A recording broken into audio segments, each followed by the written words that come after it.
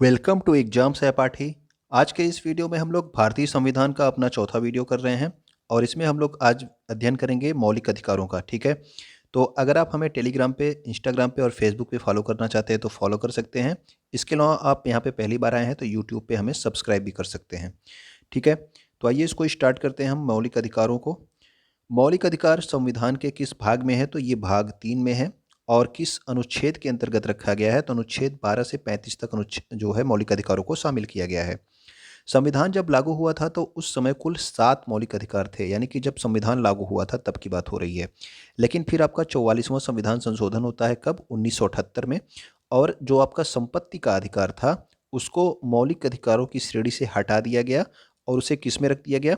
तो मौलिक अधिकारों से उसको हटा करके कानूनी अधिकार यानी कि विधिक अधिकार, या फिर आपको लिखा हुआ मिलेगा वैधानिक अधिकार। ठीक है, वैधानिक अधिकार, संवैधानिक नहीं, वैधानिक अधिकार, ठीक है, बना दिया गया। तो ये अनुच्छेद 300 क में रख दिया गया। ठीक, संपत्ति का अधिकार उठा के मूल अधिकारों से हटा करके कहाँ पे रख दिया गया? अनुच्छेद 300 क में। किस संविधान संशोधन में? 44वें संविधान संशोधन के द्वारा। तो जो आपका अब वर्तमान में हो गया है, तो वर्तमान में 6 जो है आपके कुल मौलिक अधिकार हो गए हैं। ठीक है, जो आपका मौलिक अधिकार है ये कहाँ से लिया गया था? तो ये अमेरिका से जो है लिया गया था, अमेरिका के संविधान से। सेना में जो है, जहाँ पर सेना का कानून लागू होता है वहाँ पर मूल अधिकार स्थगित रहते हैं। ठीक है, तो ये भी आप याद रखना कि जहाँ पे सेना का कानून लागू होता है वहाँ पे आपके मूल अधिकार सभी स्थगित रहेंगे। ओके, राष्ट्रीय आपातकाल जब घोषणा होती है आपकी राष्ट्रीय आपातकाल की, तो उसमें मूल अधिकारों को स्थगित कर दिया जाता है। लेकिन दो अनुच्छेद आप याद रखना, अनुच्छेद 20 और अनुच्छेद 21, इन दोनों को स्थगित नहीं किया जाता, यानी कि ये आपके बने रहते हैं। बाकी और सभी जितने मौलिक अधिकार हैं वो सब आपके स्थगित कर दिए जाते हैं राष्ट्रीय आपातकाल जब घोषित होता है तब। अनुच्छेद 13 मूल अधिकारों के उल्लंघन के विरुद्ध सर्वोच्च न्यायालय तथा उच्च न्यायालय के न्यायिक पुनर्विलोकन की शक्ति प्रदान करता है। तो अनुच्छेद 13 में जो है क्या दिया गया है आपके? अनुच्छेद 13 में न्यायिक पुनर्विलोकन की शक्ति दी गई है आपके न्यायालयों को। ठीक है, कौन कौन से न्यायालय कर सकते हैं ये न्यायिक पुनर्विलोकन? तो सर्वोच्च न्यायालय और उच्च न्यायालय। ठीक है ना, इनको न्यायिक पुनर्विलोकन की शक्ति आपके अनुच्छेद 13 में प्रदान की गई है। यानी कि अगर कोई भी राज्य सरकार जो है या फिर केंद्र सरकार कानून बनाती है जिससे मौलिक अधिकारों का हनन होता है, तो ये उसके जो है जिस जहाँ तक ये मौलिक अधिकारों का हनन करते हैं वहाँ तक उस कानून को ये समाप्त कर सकते हैं। कौन? सर्वोच्च न्यायालय और उच्च न्यायालय। ठीक है, तो इसीलिए जो है न्यायपालिका को मौलिक अधिकारों का संरक्षक भी कहा जाता है। ये क्वेश्चन आपसे पूछे जाते हैं कि मौलिक अधिकारों का संरक्षक कौन है? तो वो आपकी न्यायपालिका है। ओके, संविधान में कुल 6 मौलिक अधिकार दिए गए हैं और ये 6 मौलिक अधिकार आप लोग क्या करेंगे? स्क्रीनशॉट ले लेंगे और इनका नंबर आपको याद होना चाहिए। ठीक है ना, आपके 32 जो जो तक हैं, जो इनका नंबर आपको याद होना चाहिए कि समता का अधिकार कहाँ से कहाँ तक है? तो ये 14 से 18 तक है। स्वतंत्रता का अधिकार आपका 19, 20, 21, 22, 19 से 22 तक। शोषण के विरुद्ध अधिकार आपका 23 और 24 है। धार्मिक स्वतंत्रता का अधिकार आपका 25 से 28, यानी कि अनुच्छेद की बात हो रही है। ओके, शिक्षा और संस्कृति संबंधी जो अधिकार है वो अनुच्छेद 29 और 30 में है। इसके अलावा आपका संवैधानिक उपचारों का अधिकार, जिसको डॉक्टर बी आर अम्बेडकर ने आपके आत्मा कहा है संविधान की, वो आपका अनुच्छेद 32 में है। ठीक है, तो ये नंबर आपको पता होना चाहिए। अब देखते हैं समता का अधिकार, जो कि हमारा अनुच्छेद 14 से 18 के बीच में है। और इसमें पहले हम देखेंगे अनुच्छेद 14 जो कि है आपका समानता का अधिकार। और ये समानता किस चीज़ के लिए है?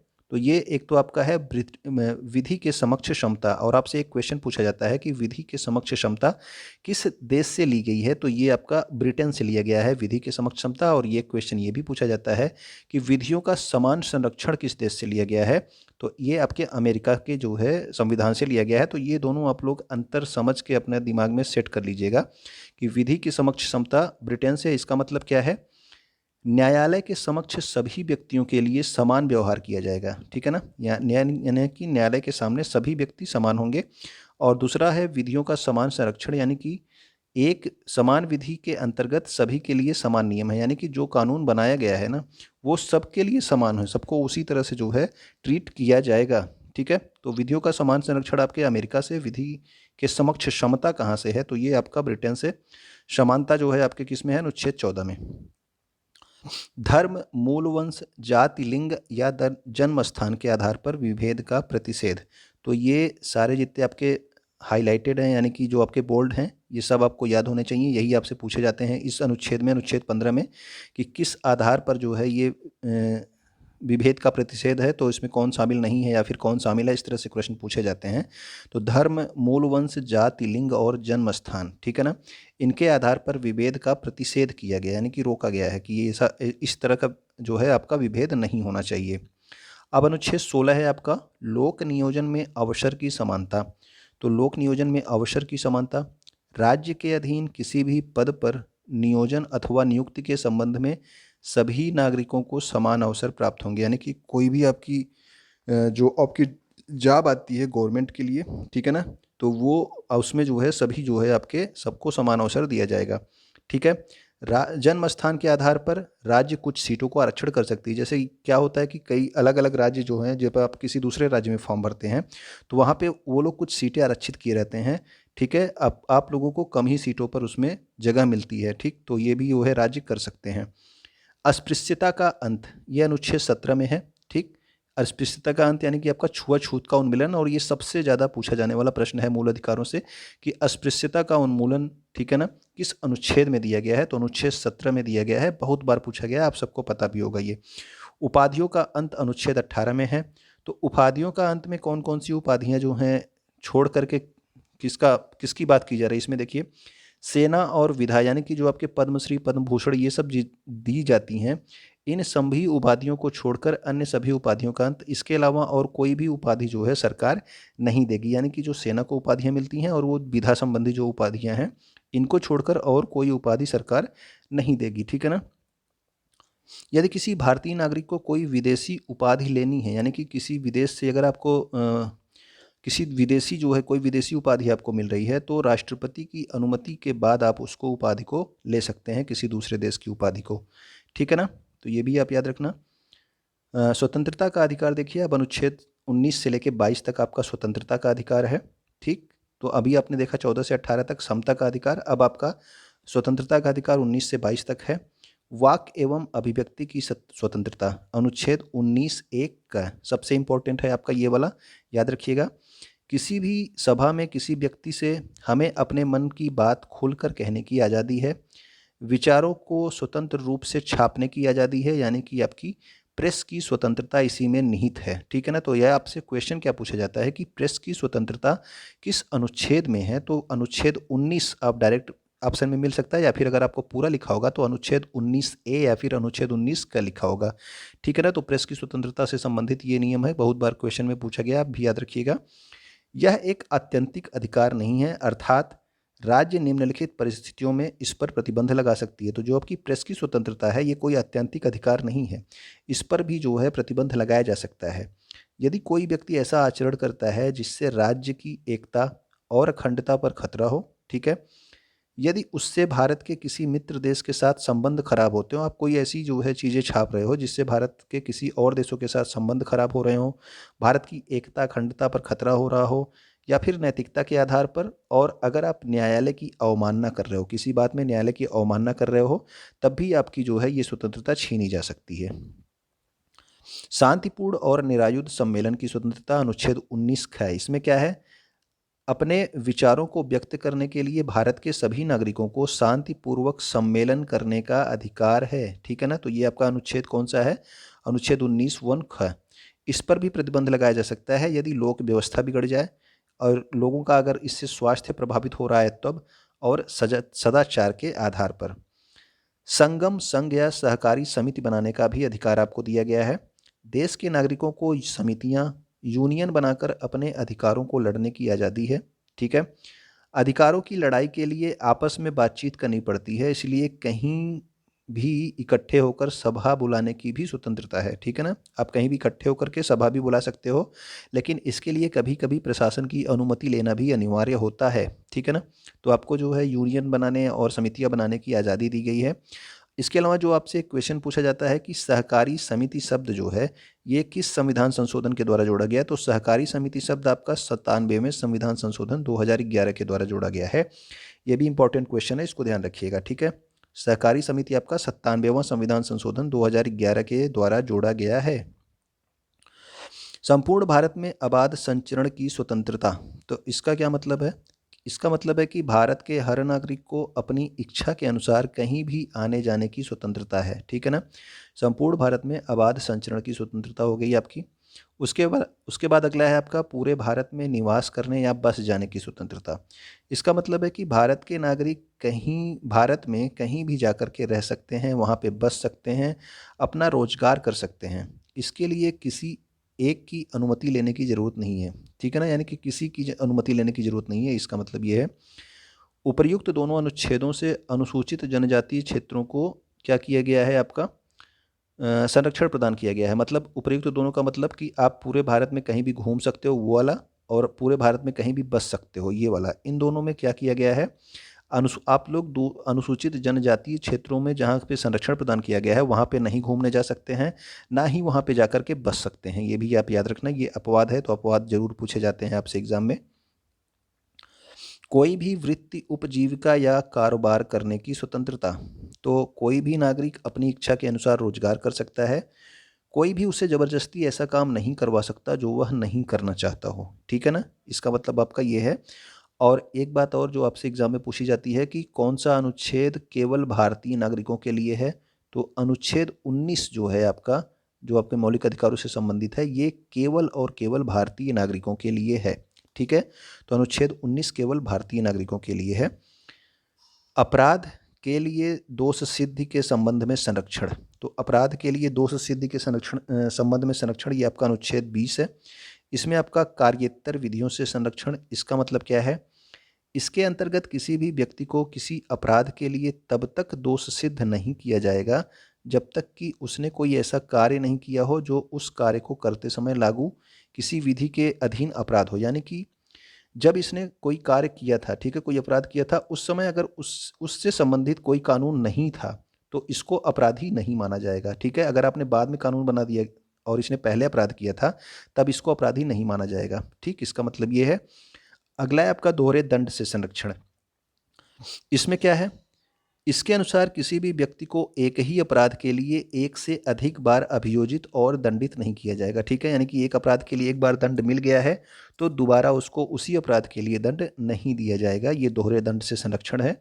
अगला है आपका आत्म अभिशंसन का संरक्षण। इसका मतलब इसके अनुसार किसी अपराध के अभियुक्त व्यक्ति को स्वयं अपने विरुद्ध साक्ष्य देने के लिए विवश नहीं किया जाएगा। यानी कि आत्म अभिशंसन से संरक्षण ये है कि आपको अपने ही विरुद्ध कोई भी साक्ष्य देने के लिए, यानी कि कोई भी सबूत देने के लिए विवश नहीं किया जाएगा, ठीक है। ऐसा नहीं कि आप अपने ही विरुद्ध जो है गवाही दो, इसके लिए आपको विवश नहीं किया जाएगा। प्राण एवं दैहिक स्वतंत्रता, ये भी बहुत पूछी जाती है, याद रखिएगा अनुच्छेद 21 है ये। और ये आपका निजता का अधिकार जो आपका राइट टू प्राइवेसी है, ये किस अनुच्छेद में आता है, तो अनुच्छेद 21 में, ठीक है ना। आपको स्वच्छ वायु या स्वच्छ पर्यावरण का जो अधिकार होता है वो भी किस में आता है, वो भी आपके अनुच्छेद 21 में आता है, ठीक है। भारत में रह रहे सभी लोगों को जीने का अधिकार है और उनकी जान कोई नहीं ले सकता, ठीक। लोगों के जीवन की रक्षा करना किसका कर्तव्य है, तो ये राज्य यानी कि सरकार का कर्तव्य है। जब कोई व्यक्ति कानून तोड़ता है या अपराध करता है तो पुलिस उसे पकड़ सकती है, ठीक है, ये भी याद रखना। और परंतु जब तक जुर्म साबित नहीं हो जाता तब तक उसे जेल की सजा नहीं दी जा सकती, ये भी आप याद रखेंगे, ओके। अनुच्छेद 21 का ये भी आपका इंपॉर्टेंट है, बहुत बार पूछा जाता है। इसमें सारे पॉइंट जितने दिए गए हैं सब के सब इंपॉर्टेंट है, ध्यान से देखिएगा। अनुच्छेद 21 का को 86वें संविधान संशोधन 2002 के द्वारा जोड़ा गया, बहुत बार पूछा गया ये क्वेश्चन। कब जोड़ा गया अनुच्छेद 21 का, यानी कि शिक्षा के अधिकार को, तो 86वां संविधान संशोधन कब हुआ था, 2002 में। इसमें क्या है कि 6 से 14 वर्ष तक के सभी बच्चों के लिए निःशुल्क और अनिवार्य शिक्षा की व्यवस्था करने की बात की गई है। और ये आपका जोड़ दिया गया 2002 में। उसके लिए इस अधिकार को प्रभावी बनाने के लिए संसद के द्वारा निःशुल्क और अनिवार्य बाल शिक्षा अधिकार अधिनियम 2009, यानी कि जो आरटीई एक्ट 2009 पारित किया गया था, वो ये जो आपका जोड़ा गया था शिक्षा का अधिकार 86वां संविधान संशोधन के द्वारा, इसी को प्रभावी बनाने के लिए ये आपका लागू किया गया। कब, 1 अप्रैल 2010 को, ठीक है ना। तो आपसे पूछा जाता है कि शिक्षा का अधिकार अधिनियम कब आया, ये आपका अधिनियम जो आया था वो आपका 2009 में आया था, ठीक है। अनुच्छेद कब जोड़ा गया था, तो अनुच्छेद 2002 में जोड़ा गया 86वें संविधान संशोधन के द्वारा। और ये लागू कब हुआ, तो 1 अप्रैल 2010 से लागू हुआ था। इसके अलावा शिक्षा का जो ये अधिकार है, ये एक मानव अधिकार है। ठीक है, तो ये भी आप याद रखना कि शिक्षा का अधिकार एक मानवाधिकार है। अगला आपका गिरफ्तारी एवं निरोध से संरक्षण, अनुच्छेद नंबर 22 है। गिरफ्तारी से संरक्षण या क्या है आपका अनुच्छेद 22। गिरफ्तारी के समय अपने जुर्म की जानकारी लेना और गिरफ्तारी के 24 घंटे के अंदर मजिस्ट्रेट के सामने पेश किए जाना भी हमारा एक मौलिक अधिकार है। ठीक है, यानी कि आपको कोई गिरफ्तार करने आया तो आप उससे पूछिए कि हमें किस जुर्म में गिरफ्तार कर रहे हैं, और जब उसने गिरफ्तार किया उसके 24 घंटे के अंदर उस अपने आप को मजिस्ट्रेट के सामने भी पेश करना, ये भी आपका मौलिक अधिकार है। ठीक है ना। गिरफ्तारी का कारण आप पता कर सकते हो, जमानत का अधिकार है आपको। ठीक है ना, आप अपने किसी जो है वकील से आप बात कर सकते हो।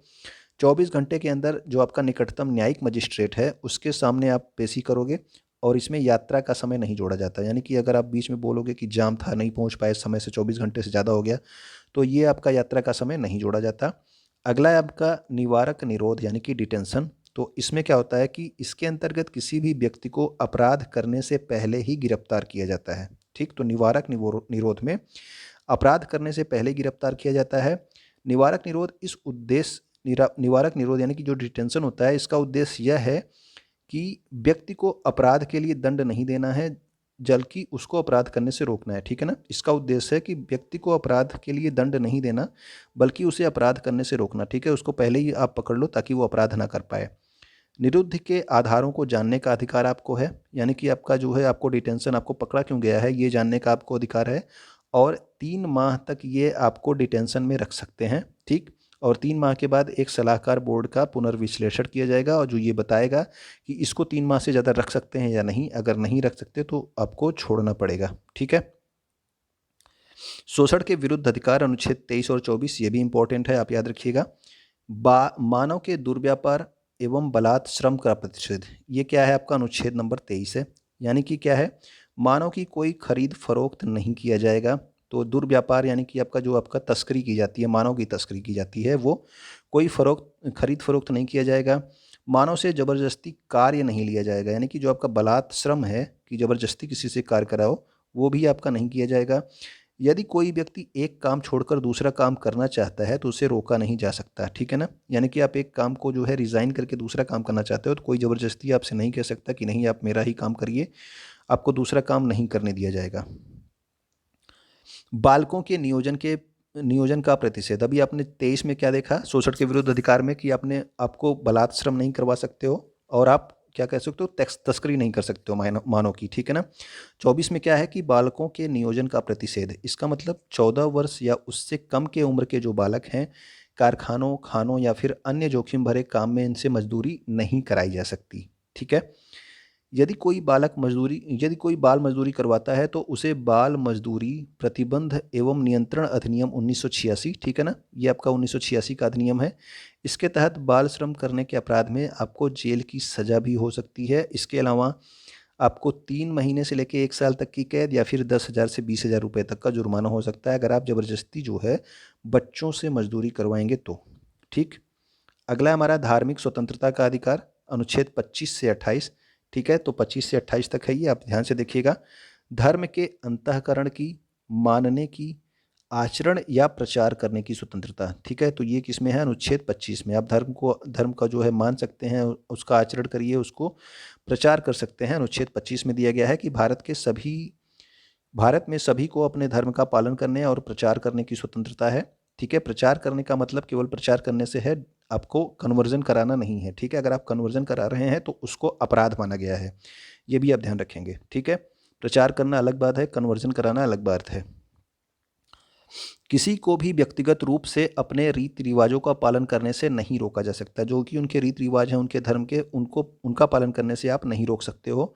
सिखों को कृपाण धारण करने का भी अधिकार है। सिखों में जो है कृपाण धारण किया जाता है, यानी कि छोटी सी तलवार होती है उनके पास चाकू की तरह, उसको वो लेके चल सकते हैं। ठीक है ना। लेकिन लोक व्यवस्था, स्वास्थ्य एवं सदाचार के आधार पर धार्मिक स्वतंत्रता को रोका जा सकता है। किस किस आधार पर धार्मिक स्वतंत्रता को रोका जा सकता है, ये भी आपसे क्वेश्चन पूछा जाता है। तो लोक व्यवस्था, स्वास्थ्य और सदाचार के आधार पर इसको रोका जा सकता है, धार्मिक स्वतंत्रता को। धार्मिक कार्यों के प्रबंध की स्वतंत्रता, इसमें क्या है कि धार्मिक संस्थानों तथा दान के द्वारा स्थापित सार्वजनिक सेवा संस्थानों की स्थापना तथा उनके पोषण का अधिकार। यानी कि आप कोई भी जो है धार्मिक संस्थान या फिर दान से कोई भी जो है सार्वजनिक संस्थान आपका स्थापित किया हो धार्मिक संस्थान, तो उसका जो है आप स्थापना कर सकते हो, उसका पोषण कर सकते हो। ठीक है। धर्म संबंधी निजी मामलों का स्वयं प्रबंध करने का अधिकार है। ठीक है। तो धर्म संबंधी जो भी आपके निजी मामले हैं उनको भी आप जो है मैनेज कर सकते हो। अनुच्छेद 26 में है ये। किसी धर्म को बढ़ावा देने के लिए करों का संदाय न किया जाना। ठीक। किसी भी व्यक्ति को ऐसा कर देने के लिए विवश नहीं किया जाएगा जिसकी आय को किसी विशेष धर्म या धार्मिक संप्रदाय की अभिवृद्धि के लिए व्यय किया जाता है। ठीक है। तो ये आपका क्या है, किसी धर्म को बढ़ावा देने के लिए करों का संदाय न किया जाना, ये अनुच्छेद नंबर 27 है। इसके अलावा जो आपका सबसे ज़्यादा पूछा जाता है वो पूछा जाता है अनुच्छेद नंबर 28। इसमें क्या पूछा जाता है कि किसी राज्य द्वारा वित्त पोषित किसी शैक्षणिक संस्थान में धार्मिक शिक्षा नहीं दी जाएगी। ठीक। तो ये आपका कौन सा है, अनुच्छेद 28। कोई भी आपका राज्य द्वारा कोई वित्त पोषित आपका संस्थान है, वहाँ पे कोई भी धार्मिक शिक्षा नहीं दी जाएगी, लेकिन आप कोई विशेष भाषा पढ़ा सकते हो। जैसे आपकी संस्कृति पढ़ाई जाती हैं स्कूलों में, तो आप ये सब पढ़ा सकते हो कोई विशेष भाषा, लेकिन आप धार्मिक शिक्षा नहीं दोगे। शिक्षा और संस्कृति संबंधी अधिकार आपका अनुच्छेद नंबर 29 और 30 है।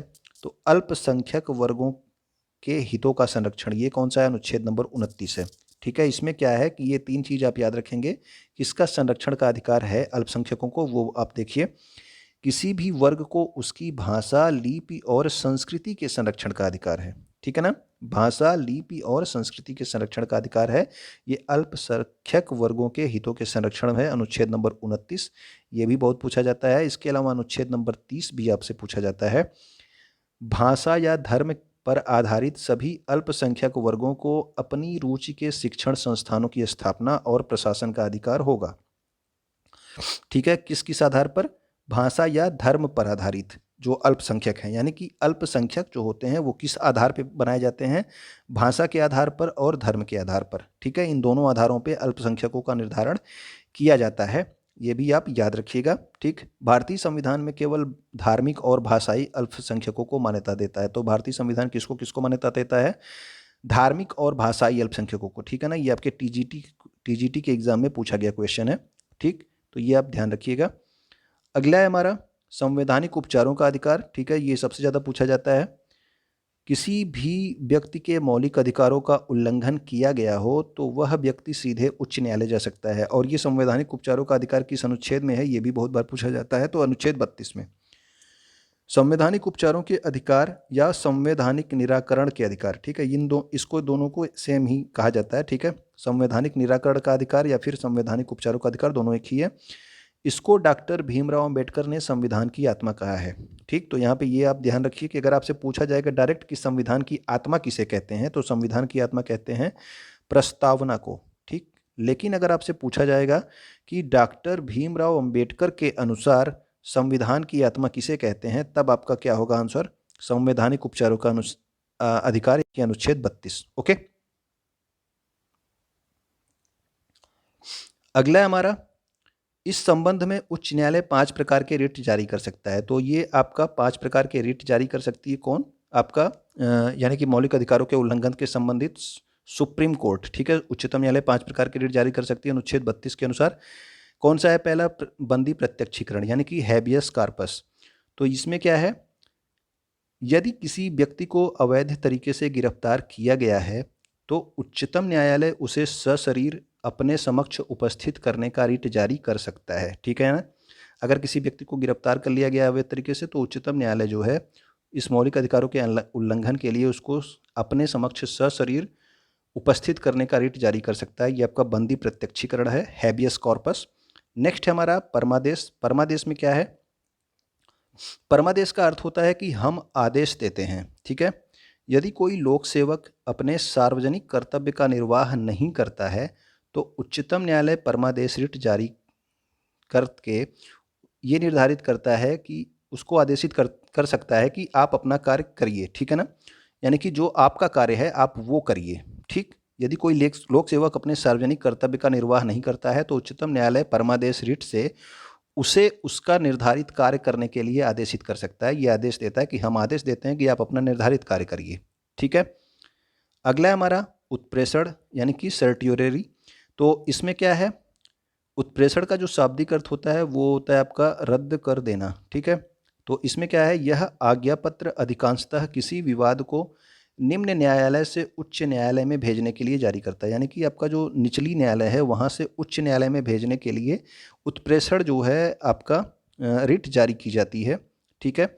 यदि कोई लोक सेवक अपने क्षेत्राधिकार से बाहर का आदेश पारित कर देता है, यानी कि कोई निचली अदालत है उसमें उसके अधिकार क्षेत्र में कोई ऐसा आदेश पारित करने का जो है अधिकार उसको नहीं है, लेकिन वो पारित कर देता है या कोई निर्णय ले लेता है, तो उत्प्रेषण रिट द्वारा उस निर्णय को रद्द भी किया जा सकता है, ठीक है ना। तो उत्प्रेषण का अर्थ ही था आपका रद्द कर देना, ठीक। तो निचली या न्यायालय के जो है जो भी आपका निर्णय जो उसके अधिकार क्षेत्र में नहीं था उसको ये रद्द कर सकते हैं। प्रतिषेध क्या है, प्रतिषेध का अर्थ है मना करना। तो प्रतिषेध के द्वारा सर्वोच्च न्यायालय निम्न न्यायालयों या फिर अर्ध न्यायिक न्यायाधिकरणों को जारी करते हुए ये आदेश देता है कि इस मामले में अपने यहाँ कार्यवाही स्थगित कर दें क्योंकि यह मामला उनके अधिकार क्षेत्र से बाहर है, ठीक है ना। तो इसमें मना किया जाता है, उसमें आपका रद्द कर दिया जाता है, ठीक है। उत्प्रेषण में आपका रद्द कर दिया जाता है, इसमें मना किया जाता है कि आपके अधिकार क्षेत्र में ये कार्य नहीं है, आप क्या करो यहाँ पे जो भी कार्यवाही आप कर रहे हो उसको स्थगित कर दो, ठीक है ना। तो ये आपका प्रतिषेध में है, वहाँ पे आपने मना कर दिया, उसने कोई आदेश दे दिया है तो उसको आप जो है ख़त्म कर देते हो कि आपका कोई वैल्यू मतलब नहीं था, ये आपका अधिकार क्षेत्र ही नहीं था, तो आपने कैसे यहाँ पे आदेश दिया। अधिकार परीक्षा अगला है आपका क्वा वारंटो। तो इसमें इसका अर्थ है, अधिकार परीक्षा का अर्थ है कि आपका क्या अधिकार है। जब कोई व्यक्ति ऐसे पदाधिकारी के रूप में कार्य करने लगता है जिस रूप में कार्य करने का उसे वैधानिक अधिकार नहीं है, तो न्यायालय जो है अधिकार परीक्षा के आदेश द्वारा उस व्यक्ति से पूछता है कि आप किस आधार पे कार्य कर रहे हो, ठीक है ना। यानी कि कोई भी पदाधिकारी जिसका जो है कोई अधिकार क्षेत्र नहीं है, ठीक है, तो वो उस अधिकारी के रूप में कार्य करने लगता है, तो उसको जो है न्यायालय पूछ सकती है कि आप किस अधिकार से ये कार्य कर रहे हो, तो ये आपका कौन सा है, अधिकार परीक्षा, ठीक है ना। तो ये हमारे जो है मौलिक अधिकारों से संबंधित वीडियो था, उम्मीद करता हूँ कि आपको समझ में आया होगा, ठीक। तो इसमें जो इंपॉर्टेंट पॉइंट है वो आप लिख लेंगे तो ज़्यादा अच्छा रहेगा। सारे इंपॉर्टेंट पॉइंट्स को मैंने स्पेशली आपको बताया है। तो वीडियो आप शेयर कर दीजिएगा, वीडियो आप लाइक कर देंगे, वीडियो आप कमेंट जो है ज़रूर कर दीजिएगा कि आपको समझ में आया या नहीं आया। तो वीडियो देखने के लिए आपका बहुत बहुत धन्यवाद।